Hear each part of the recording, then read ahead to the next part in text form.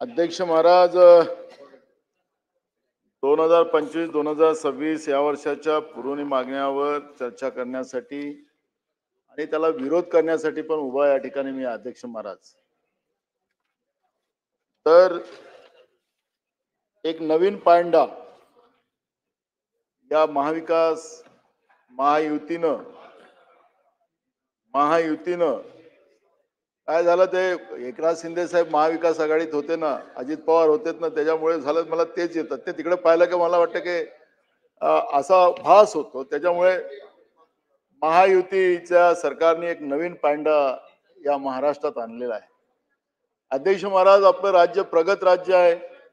आपलं राज्य देशातल्या सगळ्या राज्यापेक्षा एक आगळेवेगळे राज्य आहे आणि आपण खर्चावर मर्यादा ठेवून विकासाच्या कामावर लक्ष घालणारं हे राज्य, अशा पद्धतीचं या राज्याची ख्याती होती. अध्यक्ष महाराज, आपण आता 57,800 समथिंग कोटी रुपयाचं ही पुरवणी मागणी या ठिकाणी पहिल्या दिवशी या सरकारने मांडली.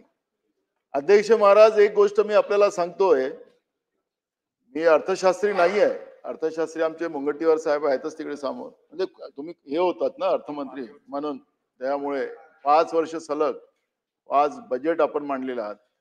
त्यामुळे अध्यक्ष महाराज, मार्च मध्ये आपला बजेट आला आणि मार्च मधल्या बजेटच्या नंतर 3 महिन्यानंतर आपण 57,000 कोटीच्या वर पुरवणी मागण्या मांडतो आहे.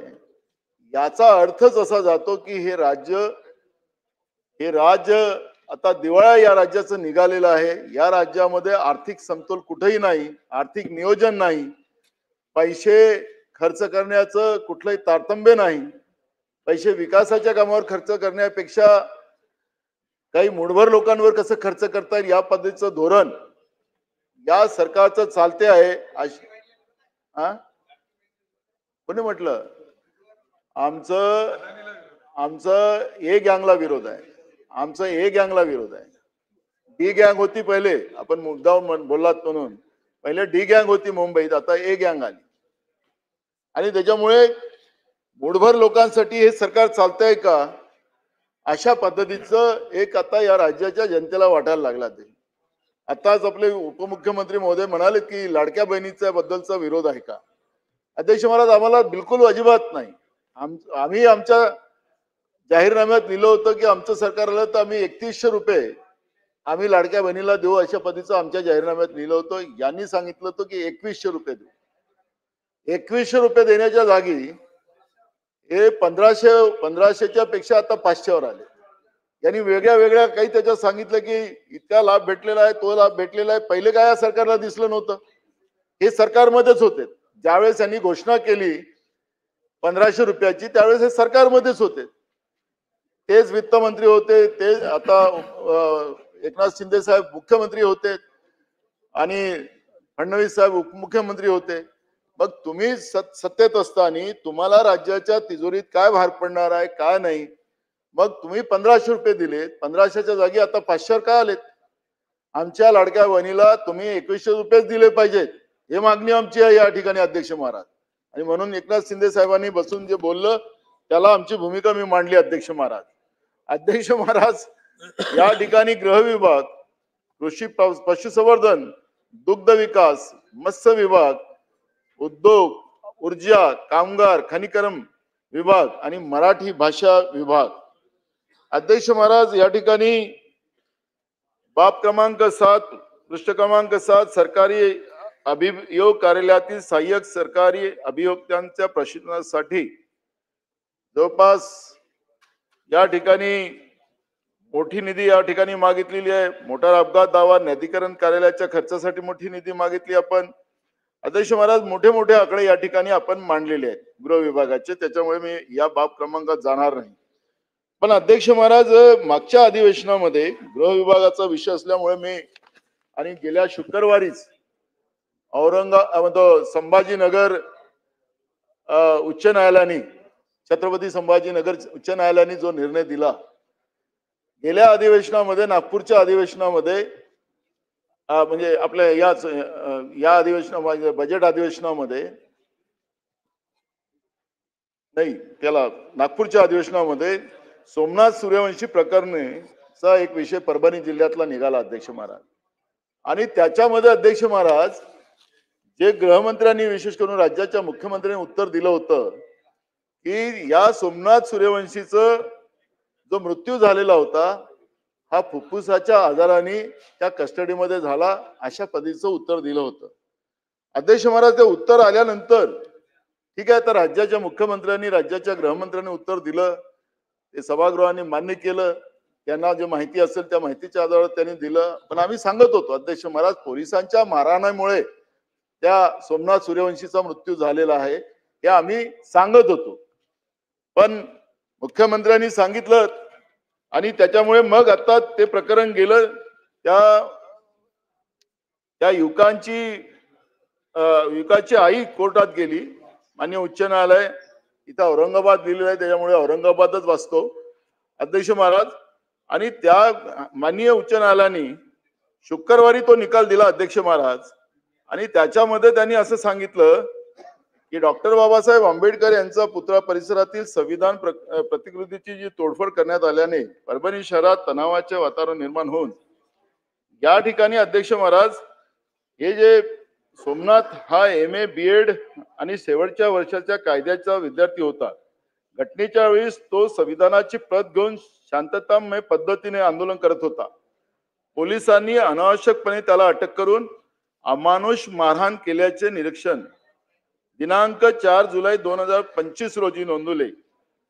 सोमनाथ सूर्यवंशी यांचा पोस्टमॉर्टम अहवालात मृत्यूचे कारण अनेक जखमांमुळे झालेला शॉक आणि शरीरावर 24 दृश्य जखमा व अंतर्गत इजा स्पष्ट होऊन गंभीर मानवाधिकार उल्लंघन आणि पोलिसांकडून मारहाणीचे पुरावे असून तरी FIR दाखल केला नव्हता ही बाब माननीय न्यायालयाच्या निदर्शनास आली अध्यक्ष महाराज.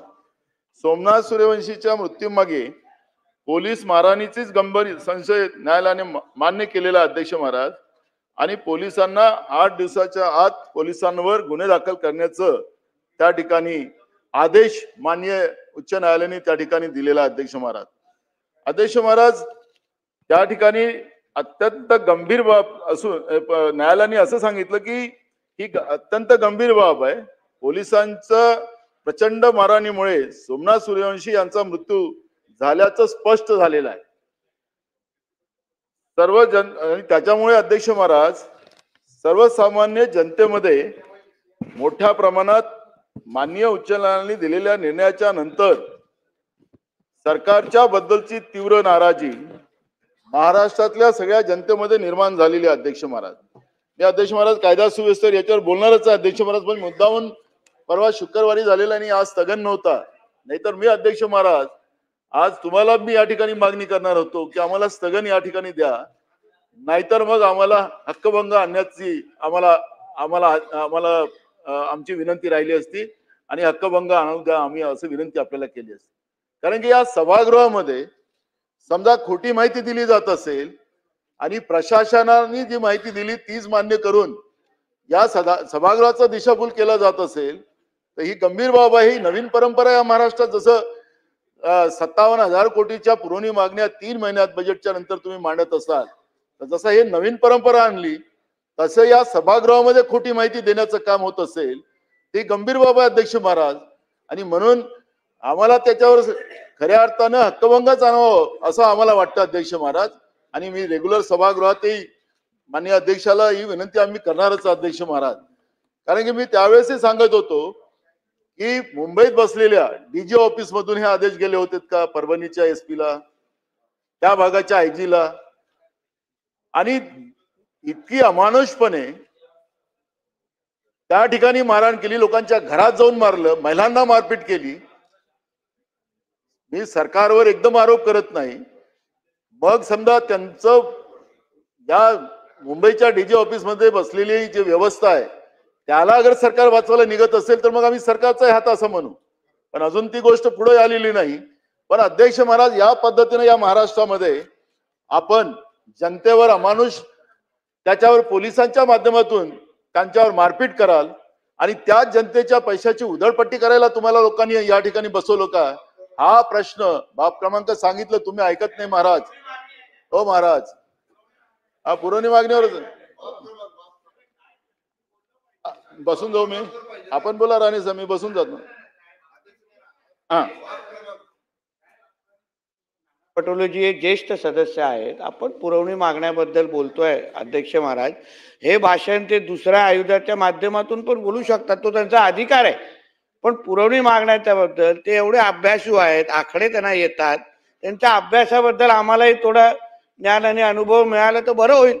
पण हे कुठला विषय कुठे घेऊन जातो अध्यक्ष महोदय, आपण याची दखल घेतली पाहिजे अध्यक्ष महोदय. परंपरा नवीन या सभागृहात सुरू झाली. राणे साहेब आमचे, त्यांचे वडील आमचे मित्र होते, ते आमच्या मुलासारखे आहेत, त्याच्यामुळे मी त्यांच्यावर फार काही जाणार नाही. पण अध्यक्ष महाराज, हा जनतेचा पैसा आहे. हे काही तुमच्या घरचे पैसे नाही या सरकारचे, हे जनतेचे पैसे आहेत. जनतेच्या पैशाचा सदुपयोग व्हावा मंत्री महोदय, आणि तो बरोबर व्हावा त्याच्यासाठी पोलिसांचा वापर करून जनतेवर मारपीट करायसाठी हे पैसे नाही आहेत. मी म्हणून त्याच्यावर आहे, त्याच्यामुळे मी त्याच्यावरच आहो. मी काही अजून पुरवणी मागण्यावरच आहो, मी काही गेलो नाही. पण या पैशाचं तुम्ही ज्या पद्धतीनं पोलिसांची दंडुकशाही वापरून लोकांमध्ये जे भीती निर्माण करतात, त्याचा जीव घेतात, त्याच्यासाठी हे पैसे नाही आहेत. हजारो कोटी रुपयाची मागणी तुमची इथं आलेली आहे. हे जनतेचे पैसे आहेत, तुमच्या सरकारच्या घरचे पैसे नाही आहेत. आणि म्हणून ह्या पैशाचा सदुपयोग व्हावा हे प्रश्न आता माननीय हायकोर्टाने काल निकाल दिलेला आहे, शुक्रवारी. म्हणून हा प्रश्न या ठिकाणी निर्माण झालेला आहे. त्याच्यामुळे हे जे प्रश्न आहेत ही गंभीर आहे. सरकारने काय तुम्हाला पैसे लुटायसाठी इथं बसवलं नाहीये, त्याच्यावर लाठीचार्ज करायला नाही बसवलेलं आहे, पैशाची उधळपट्टी करायला नाही बसवलेलं आहे. आणि त्याच्यामुळे सचिन वाजेवर येऊ का त्याच्यावर, सागर त्याच्यावरही येतो, हरेन वगैरे सगळं मला माहिती आहे. हे कुठून आली ती जिलेटिंग ते पण मला माहिती आहे. त्यामुळे मग त्याच्यावर जायचं तर त्याच्यावरही जातो. पण मी मुद्दाहून तुम्हाला या ठिकाणी सांगतो की कायदा. नानाभाऊ इकडे बघून बोला, माझ्याकडे बघून बोला. आता आपण सन्माननीय सदस्यांना विनंती आहे, खाली बसून बोलू नका. नानाभाऊ आपण बोला. नानाभाऊ आपण कंटिन्यू करा.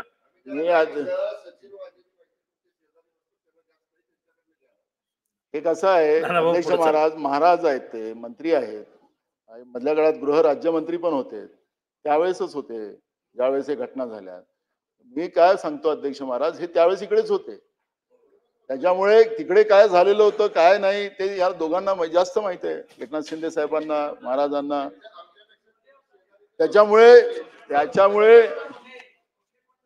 त्याच्यामुळे वॉशिंग मशीन मध्ये गेलेत ते आता. त्याच्यामुळे मी आता काय बोलणार अध्यक्ष महाराज,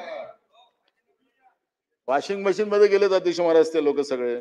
त्यामुळे मी आता त्याच्यावर काही फार जाणार नाही. पण एक गोष्ट लक्षात ठेवली पाहिजे, सुधीर भाऊ फार शांततेनं कान देऊन ऐकतात आहे, त्याच्यामुळे मी त्यांच्याकडे जात नाही. पण अध्यक्ष महाराज, एक गोष्ट या ठिकाणी, आता हे पैसे आपण पोलिसांवर खर्च करण्यासाठी घेतात अध्यक्ष महाराज. अध्यक्ष महाराज, आता पोलिसांच्या जागा मोठ्या प्रमाणात खाली आहेत. मी परवा पण बोललो की अनेक आमदारांना अजूनही Y+ सिक्युरिटी आहे. आता Y+ काढलं, एक अजून नवीन आयात केलं की ज्या आमदाराला नाही त्याला एक पायलट गाडी दिली जाते आजकाल. पुढं एक नवीन संशोधन आता प्रत्येक आता राज्यामध्ये सत्ता पक्षाच्या आमदारासाठी दिलेले आहे. आखरी हे पैसे कोणाचे आहेत अध्यक्ष महाराज, पैसे कोणाचे आहेत? हे जनतेचे पैसे आहेत. आमदाराला आता प्रत्येक आमदारांनाच आता पायलट गाडी दिलेली आहे का आपण, की Y+ दिलेली आहे या महाराष्ट्रामध्ये?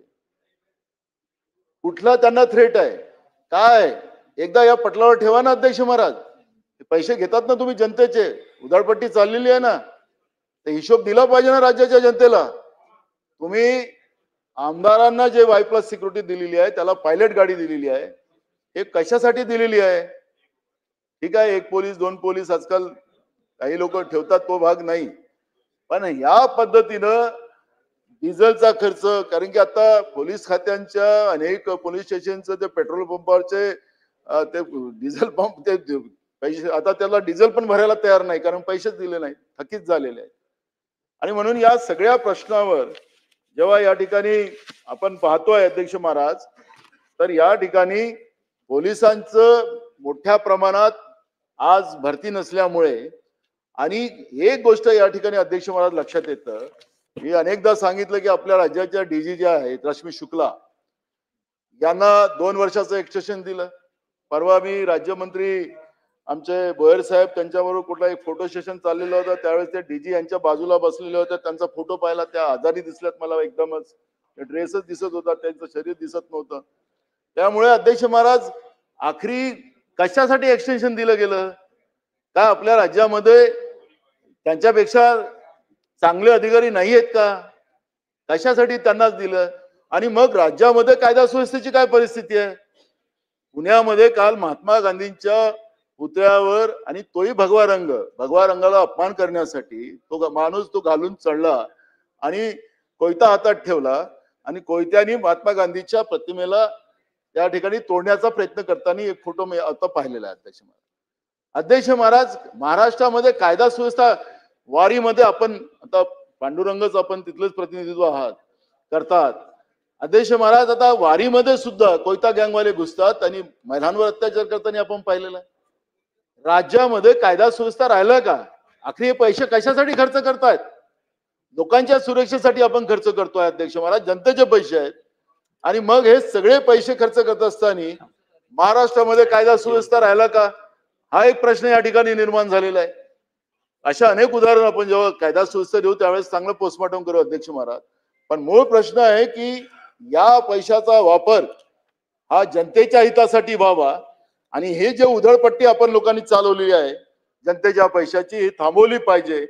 आणि म्हणून मी आपल्याला या ठिकाणी सांगतो की या सगळ्या व्यवस्थेमधल्या पोलीस विभागामध्ये ज्या सुधारणासाठी आपण हा पैसा घेताय त्याचा सदुपयोग व्हावा ही भूमिका. कारण की आपला जो बहुमत आहे, आम्ही समजा याला विरोध केला तरी तुम्ही बहुमताच्या आधारावर हे पैसे लुटायचा धंदा चालू केलेला तो चालू ठेवणारच आहात.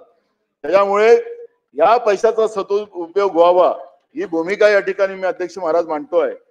कृषी, पशुसंवर्धन, दुग्ध व्यवसाय विकास, मत्स्य व्यवसाय विभाग. अध्यक्ष महाराज, याही विभागात आपण पाहिलं की कर्मचाऱ्यांची पदं भरली गेली नाहीत. लाखो पदं भरली, आज सकाळीच मुख्यमंत्री महोदय सांगत होते. आज आता या सगळ्या विभागाचं तुम्ही आपल्याला जेव्हा उत्तर आम्हाला देणार, तर या विभागामध्ये कृषी असेल, पशुसंवर्धन असेल, दुग्ध व्यवसाय असेल आणि मत्स्य व्यवसाय विभाग असेल, इथली किती पदं खाली आहे हे जेव्हा आपण माहिती द्याल अध्यक्ष महाराज, तर हे पैसे विदाऊट अधिकारी कसे खर्च करत असतात. हे पशुसंवर्धनामध्ये अध्यक्ष महाराज डॉक्टरच नाहीत गावामध्ये, औषधी नाही अध्यक्ष महाराज. शेतकऱ्यांचे दुधारू जनावर तिथं एखादी तब्येत खराब झाली तर त्याला वेळेवर ट्रीटमेंट द्यायला आपल्याजवळ डॉक्टर नाही अध्यक्ष महाराज.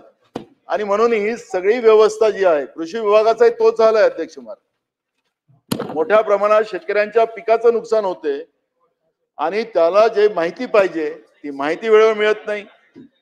आणि या कृषी विभागाच्या माध्यमातून एक गोष्ट आपल्याला पाहायला मिळते अध्यक्ष महाराज, आता हंगाम सुरू आहे.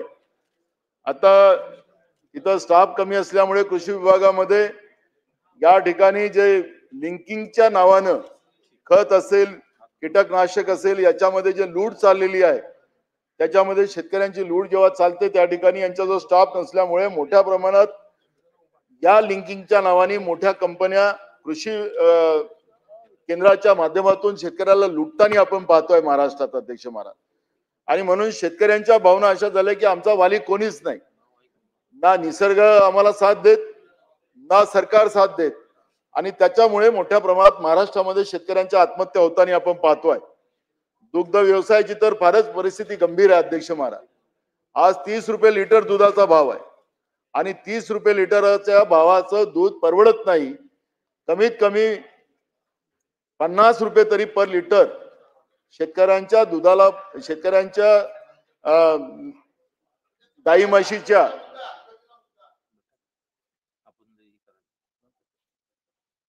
अध्यक्ष महाराज, नानाभाऊ हे ज्येष्ठ सदस्य आहे आणि शेतकरी बी आहेत. त्यांनी आता एक विषय मांडला का दुधाले 30 रुपये भाव आहे. मी एक दूध उत्पादक शेतकरी आहे, फॅटवर दुधाचा भाव आहे. आता माझं 350 लिटर डेअरी दूध चाललेलं आहे. साधारण आता 8-8.5चा फ्लॅट लागून राहिलेला आहे आणि 57 रुपये मला दुधाचा भाव भेटून राहिला आहे. तर रेकॉर्डवर चुकीचं येऊ नये. 30 रुपये दुधाचा भाव आहे म्हणून तर ते दुरुस्त करण्यासाठी ही आपल्याला हे माझी हरकतीचा मुद्दा होता. बरं, मी सांगतो त्याला, त्याचं उत्तर आपल्याला. नानाभाऊ बोला. आता शासन बसलेलं आहे अध्यक्ष महाराज इथं. शासनाने सांगावं की दुधाला भाव किती दिले. आता त्यांना ते भाजपचे आमदार आहेत म्हणून काही त्यांना जास्त शासन देत आहे का असं काही तर. एक मिनिट अरे बाबा राहू द्या तुम्ही तुमचं. पिंपळे साहेब, ओ पिंपळे साहेब, तुम्ही जमा तर खरं. मी तुम्हाला शासनाने. नानाभाऊ इकडे बघून बोला आपण. ओ मला काही त्यांनी रेकॉर्ड आणलं, मला काहीच नाही. ते शेतकरी ऐकतात अध्यक्ष महाराज. अध्यक्ष महाराज, शासनाने काय दुधाचे भाव ठरवलेले आहेत. एक मिनिट विकास भाऊ, शासनाने काय भाव दुधाचे ठरवले आहेत त्यांनी सांगावं. 58 रुपये असेल तर मला काही नाही, त्याला चांगलंच आहे ना, मी तर स्वागतच करेल. मी तर 50 रुपयेच मागतो, तुम्ही 58 म्हणता. मला 57 म्हणजे मी त्याचं स्वागतच करतो. 57 रुपये शासनाने दुधाचा भाव डिक्लेअर केलाय का ही माहिती शासनाने मला द्या. म्हणजे तुम्ही डिक्लेअर करून टाका 57 रुपये. मी तर 50 मागत होतो, मी तर स्वागत करतो. 57 रुपये म्हणून भाव दुधाचा डिक्लेअर करून टाका. अध्यक्ष महाराज, सत्ता पक्षाच्या आमदारांनी सांगितलेलं आहे, त्यामुळे मी त्याचं समर्थनच करतो. मी काही विरोध करत नाही, मी समर्थन करतो. आणि राज्य सरकारने याचा खुलासा करावा की दुधाला 57 रुपये भाव महाराष्ट्रामध्ये चाललेला आहे. हा त्या राज्य सरकारने खुलासा करावा, ज्याच्यामुळे दूध उत्पादक शेतकरी. अरे मला माहित आहे, मी सन्माननीय सदस्यांना विनंती आहे, खाली बसून बोलू नका. नानाभाऊ कन्क्लूड करा. आपला 3च तास वेळ आहे आपल्याला चर्चेवर चर्चा करा. हो मला माहित आहे. हो फॅट नाही दुसरं आम्हाला माहिती आहे तुमचं फॅट वगैरे. पण अध्यक्ष महाराज. नानाभाऊ बोला आपण. बोला डिस्टर्ब करतात ते लोक. मला सांगा. बोला आपण. बोला, माझ्याकडे बघून बोला. मला तर आता मी तर मागेलच आता तो भाव. आता हिशोब 57चाच भाव मागेला ठरला. हा आणि अध्यक्ष महाराज, या दुग्ध विकास विभागामध्ये सुद्धा तुम्हाला हॉस्पिटलच्या इमारती नाही अध्यक्ष महाराज, तुम्हाला डॉक्टर नाहीत, इथं व्यवस्था नाही. या सगळ्याच्या सगळ्या व्यवस्था त्या ठिकाणी दुरुस्त करून द्यावी ही मागणी आहे. मत्स्य विकास मंत्री याच्या बसलेले आहेत अध्यक्ष महाराज. त्यांचं लक्ष समुद्रावरच जास्त आहे अध्यक्ष महाराज, मत्स्य विकास मंत्र्यांचं. पण गोळ्या पाण्याच्या मच्छीमारांच्या बाबतचं त्यांचं जे काही धोरण आम्ही पाहतोय ते धोरण चुकीचं येत आहे असं मला वाटतंय. आपण जो GR काढला आता आणि मत्स्य व्यवसायाला तुम्ही कृषीचा दर्जा दिला अशा पद्धतीचं घोषणा आपण केली. काय खरंच आपण शेतकऱ्यांना, जे मूळ मत्स्य व्यवसाय करणारी जी लोक आहेत परंपरागत, त्या मत्स्य व्यवसाय, त्या परंपरागत व्यवसाय करणाऱ्या मच्छीमारांसाठी आपलं धोरण नाही आहे. हे धोरण जे नव्यानं काळ्याचं पांढरं करायसाठी ज्याला असेल, कारण की जसं जंगल में मोर नाचा किसने देखा, तसंच मंत्री महोदय पाण्यामध्ये किती पिकलं नाही पिकलं हे काही समजायचा कार्यक्रम नाहीये. त्याच्यामुळे आपलं जे धोरण आहे, जे बिचारे लुंगटीवर राहणारे, झोपडीत राहणारे गरीब लोक, जे मत्स्य व्यवसायावर ज्यांचा उदरनिर्वाह चालतो, ते जे परंपरागत मत्स्य व्यवसाय करणारी जी लोक आहेत त्यांच्यासाठी आपलं धोरण नाही झालेलं आहे. तुम्ही काय केलं की एका तलावात, आमच्याकडे तलाव असतात, तुमच्याकडे समुद्र आहे, समुद्रात किती लोक जाऊ शकतात, पण तलावामध्ये तुम्ही ज्या संस्था असतात त्या संस्थांना तुम्ही आता त्याचं किती संस्था होऊ शकतात. 250 हेक्टरचा तलाव असेल तर 4 संस्था करू शकता, 5 संस्था करू शकता. तर मग आता बीज टाकायचं असेल, 4-5 लोकांनी कॉन्ट्रॅक्ट त्यांना मिळाला, कॉम्पिटिशन तुम्ही त्यांच्यात आपसात लावताय, तर त्याच्यामध्ये आणि त्याला काही तुम्ही म्हटलेलं नाही तुम्ही ज्या सोसायट्या बनवत असताना का हा याच्यात परंपरागत मच्छीमार असावा. कोणी पण संस्था बनवू शकतं. आणि त्याच्यामुळे जे काही मोठी लोक आहेत ज्यांचा या व्यवसायाशी काही संबंध नाही, जसं ते केस कापणारी जी व्यवस्था असते त्याला आता जे ओरिजिनल नावी लोक राहिले नाहीत, त्याला आता कोणीतरी मोठी लोक आलीत आणि त्यांच्याकडे ते नोकरी म्हणून काम करतात. तशासारखं या मत्स्य व्यवसायामध्ये सुद्धा तुम्ही जो GR काढला, त्याला शेतीचा दर्जा दिला, त्याच्यामध्ये परंपरागत मच्छीमारांना तुम्ही तिथं बायकॉट केलेला आहे. आणि त्यांच्याजवळ तेवढा पैसा नाहीये, त्या कॉम्पिटिशन मध्ये टिकू शकणार नाही. आणि म्हणून जो तुम्ही जी आर काढलेला आहे त्याच्यात बदल करा, त्याला शेतीचा दर्जा द्या, त्याचं स्वागत आम्ही करू. पण पण त्या परंपरागत मच्छीमारांना तुम्ही संपवू नका, ही माझी आपल्याला आग्रहाची विनंती आहे. आणि मला विश्वास आहे की तुम्ही काय एकदम तडफदार आता नवीन रक्ताचे आहात, त्यामुळे माझी सूचनेला तुम्ही मान्य करून परंपरागत मच्छीमारांना त्या जी आर मध्ये कसा न्याय देता येईल त्या पद्धतीचं मी तुम्हाला सांगितलं होतं धोरण याच्या पहिले, की तुम्ही आम्हाला एकदा बसवा. आम्ही नाही आहोत त्या समाजातले, पण त्या व्यवसायाबद्दलचं गावातले जे मच्छीमार आहेत त्यांच्याबद्दल त्यांचं दुःख मला माहिती आहे. आणि मी जेव्हापासून या सभागृहात आलो तेव्हापासूनच गोड्या पाण्याच्या मच्छीमारांची त्याच्यासाठी लढाई लढत राहिलो, त्यांना न्याय देत राहिलो. 95चा जी आर तुमच्या बाबांनी जो काढला होता तो जी आर आम्ही त्यावेळेस बदलवून पुन्हा मच्छीमारांसाठी केला, पण तुम्ही आता त्या 95च्या जी आर पेक्षा खतरनाक जी आर आता काढलेला आहे. आणि म्हणून आपल्याला त्याच्यातला सुधार करावा लागेल, ही भूमिका या ठिकाणी मी मांडतोय. अध्यक्ष महाराज, उद्योग आणि ऊर्जा विभाग, ऊर्जा कामगार आणि खनिकर्म विभाग. अध्यक्ष महाराज, उद्योग विभागात तर आता काही सांगायचं कार्यक्रम नाही, उद्योग मंत्री नाही आहेत इथं, ते उद्योगाला बाहेर गेले असतील. पण अध्यक्ष महाराज, यांनी सांगितलं की आम्ही मोठ्या प्रमाणात आता आमच्या राज्यामध्ये आम्ही नवीन इन्व्हेस्टमेंट आणलेलं आहे, लाखो कोटीचं वगैरे वगैरे मोठे मोठे आकडे सांगले जातात. पण अध्यक्ष महाराज, हे कुठं आहेत? हे उद्योग कुठं आहेत? कुठं लागलेले आहेत? किती लोकांना नोकऱ्या आपण दिल्यात? किती मॅनपॉवर तिथं आम्ही लावलं? महाराष्ट्र आता हे राज्य बेरोजगारांचं राज्य असं या राज्याची नोंद होत आहे. बेरोजगार लोक आता, मुलं मुली आता आत्महत्या करतात, हाताला काम नाही. आणि म्हणून आम्ही विदेशात जाऊनही सुद्धा राज्यामध्ये इन्व्हेस्टमेंट आणू शकलो नाही. आणि आपल्याच राज्यातले उद्योगपती घेऊन जायचे आणि त्यांना सांगायचं तुम्ही हे करा ते करा. आणि आपण आता गडचिरोलीला जोरात करतोय, तर गडचिरोली मधली व्यथा फार खतरनाक आहे अध्यक्ष महाराज. त्याच्यावरच एक वेगळी चर्चा आम्ही मागणार आहोत. त्याच्यात सुधीर भाऊ पण आमच्या सोबत राहतील गडचिरोलीच्या याच्यामध्ये. गडचिरोलीच्या विकासाबद्दल आपली दोघांची भूमिका सारखीच राहणार आहे, तेव्हा आपण मांडूच दोघे जण मिळून ते. पण अध्यक्ष महाराज, गडचिरोली हा जो विषय आहे त्याला एक वेगळं आता, कारण की गडचिरोलीचं जे वस्तुस्थिती आहे त्यातलं नेचर आहे. आता फॉरेस्टचं तर गणेश नाईक साहेब वनमंत्री, आता तर गडचिरोलीमध्ये, कारण की राज्यामध्ये सगळीकडे वनाच्या, तुमच्याकडे कंदवन, आमच्याकडे झुडपी जंगल, या सगळ्यांना विकासाच्या कामाला लोकांच्या व्यक्तिगत असतील, झोपडी असेल, गरीब लोकांचा त्याला विरोध आहे. पण गडचिरोलीमध्ये मोठी झाडाची जंगलं पूर्ण बिनधास्त उद्ध्वस्त केली जातात, काही नाही. काय साऱ्याला पूर्ण त्याला काही वेगळी परवानगी आणली काय माहित नाही होतं केंद्राची किंवा राज्याची, मला माहिती नाही. पण त्या ठिकाणी मोठे झाडाचे जंगल सगळेच्या संप तोडण्याचं काम त्या ठिकाणी सुरू झालेलं आहे. हा हा ज्येष्ठ सदस्य नानाभाऊ पटोले यांनी सांगितल्याप्रमाणे या वर्षी गडचिरोलीमध्ये 1 कोटी झाडं लावण्याचा निर्णय माननीय मुख्यमंत्र्यांनी घेतला. आणि मंत्रिमंडळाच्या बैठकीमध्ये या 5 वर्षामध्ये 250 कोटी झाडं लावण्याचा निर्णय झालेला आहे आणि त्याचं नियोजन अतिशय उत्कृष्ट झालं. आणि म्हणून नानाभाऊंची जी चिंता आहे ती निश्चितपणे मिटवली जाईल. अध्यक्ष महाराज, आपला नियमच आहे की जेव्हा आपण जंगल कापतो त्याच्यापेक्षा 3 पटीनं जागा उपलब्ध करून तिथं झाडं लावले पाहिजेत, अशा पद्धतीचं धोरण आपलं आहे. काही आता नवीन धोरण नाही. पण गडचिरोलीमध्ये सगळे काही धरणासाठी नाही, तुम्ही खनिकर्मासाठी आणि तिथं मोठ्या प्रमाणात आता स्टील हब त्या ठिकाणी तयार करायला निघालेले आहेत.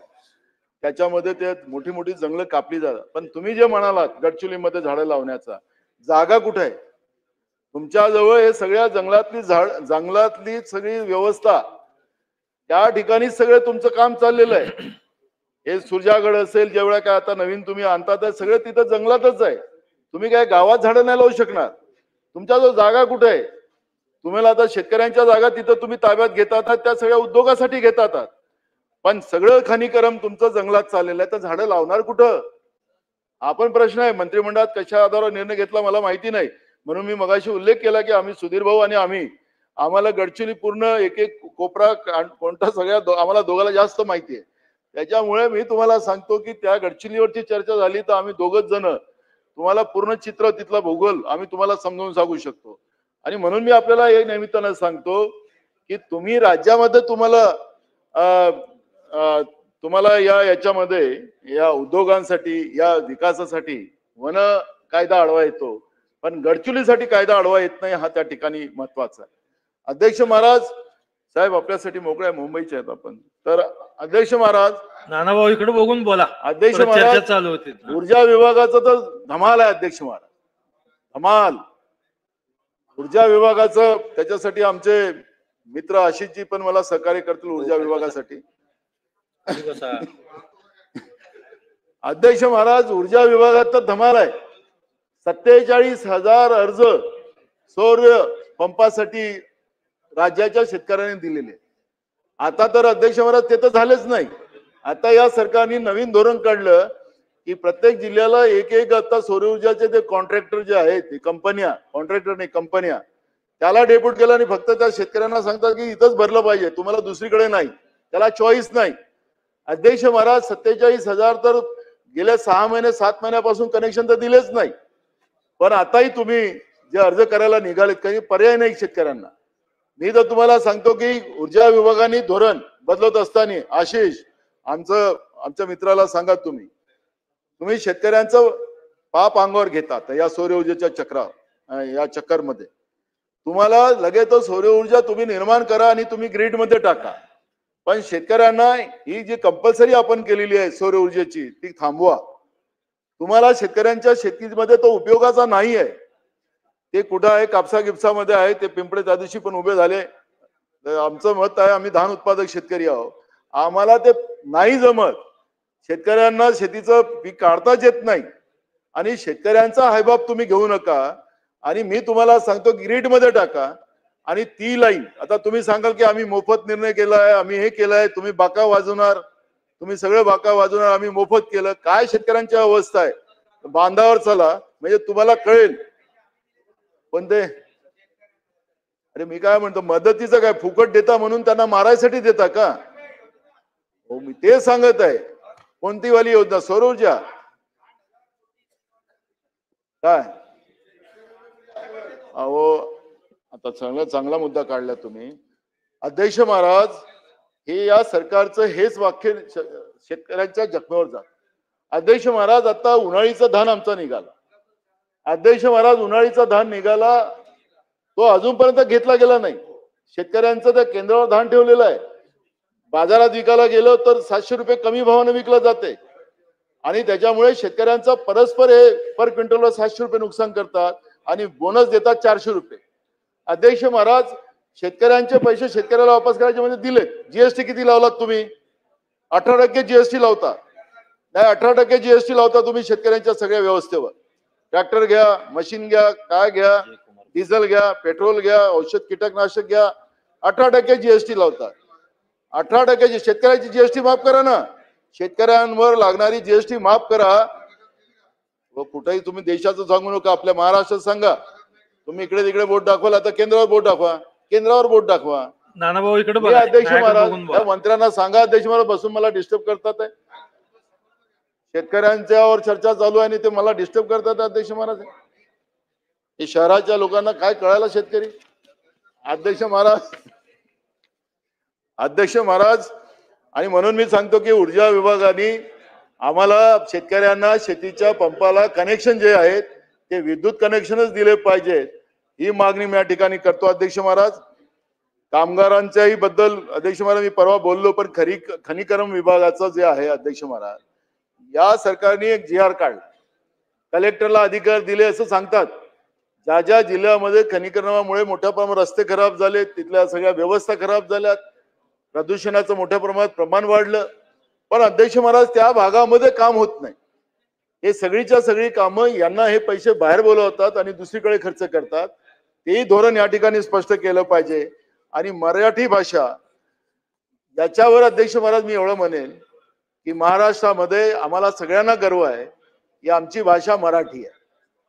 आज मराठी भाषेला अविभाज्य दर्जा त्या ठिकाणी प्राप्त झालेला अध्यक्ष महाराज, त्याचा आम्ही कौतुकच करतो.